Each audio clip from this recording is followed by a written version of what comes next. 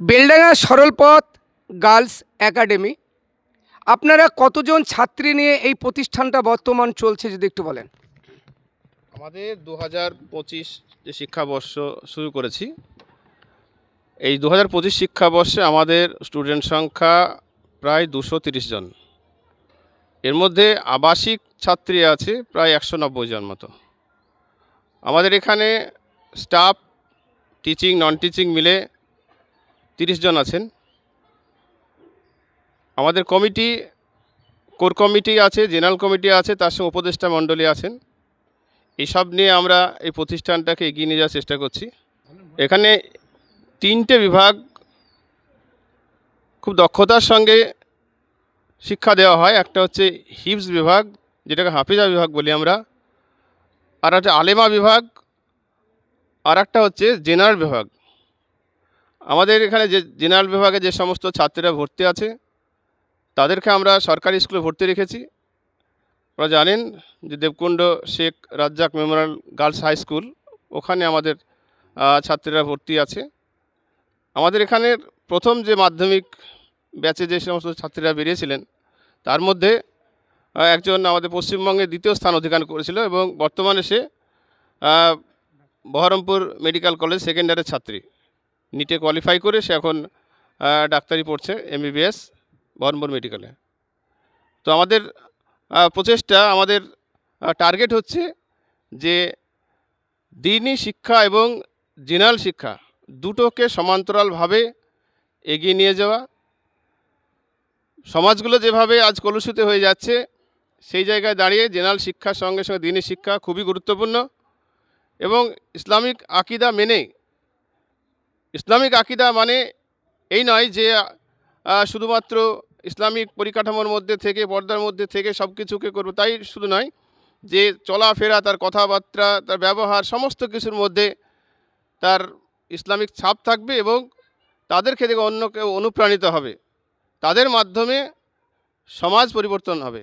এই হচ্ছে আমাদের টার্গেট, যে ইসলামিক শিক্ষা তার সঙ্গে জেনারেল শিক্ষা, যেটা দুনিয়াবী শিক্ষা, এই দুটো শিক্ষা ব্যবস্থাকে আমরা এগিয়ে নিতে চাইছি। প্রথমত প্রতিষ্ঠানটা দুস্থ অনাথদের জন্যই তৈরি। দুস্থ অনাথ যারা আছে এখানে তাদেরকে আমরা ফুল ফ্রিতে এখানে পড়াশোনা করাই। শুধু বেলডাঙ্গা নয়, এই প্রতিষ্ঠানটা গোটা পশ্চিমবঙ্গের ছাত্রীরা এখানে আছে। এখানে আছে বারাসাত থেকে বর্ধমান, বীরভূম, জলপাইগুড়ি, ধূপগুড়ি, এমনকি ঝাড়খণ্ডের মেয়েও আছে। এদের মধ্যে অনেকেই এতিম বাচ্চা আছে। তার সঙ্গে এমনি জেনারেল হিফজ বিভাগের তো আছে। 15 দিন অন্তর শুক্রবার, সেটা শুক্রবারে ভিজিটিং ডে থাকে, আর 2 মাস অন্তর ওদের 5 দিনের ছুটি দেওয়া হয়।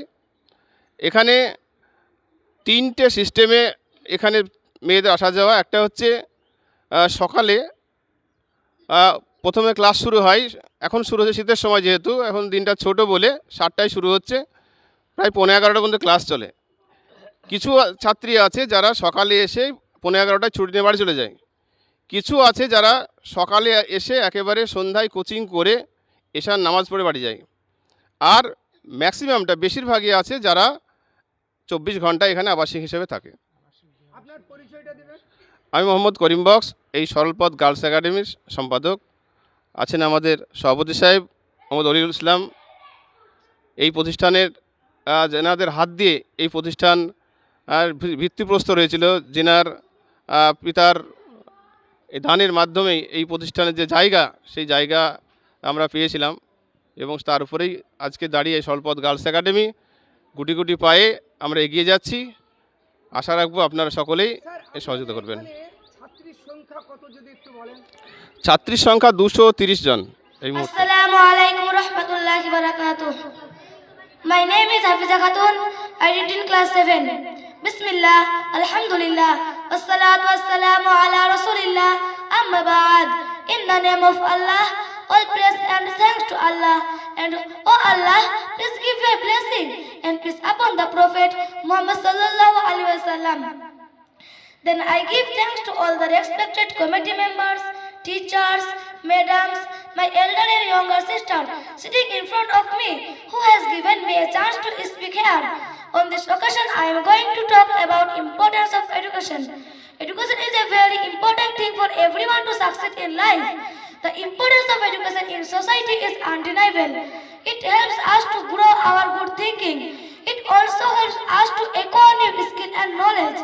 Education is the key to succeed in life. It also helps us to the best way to reduce poverty and crime. It also helps us to become more responsible and mature. It enables us to become a good citizen. It also helps us to aware of our surroundings and the people around us.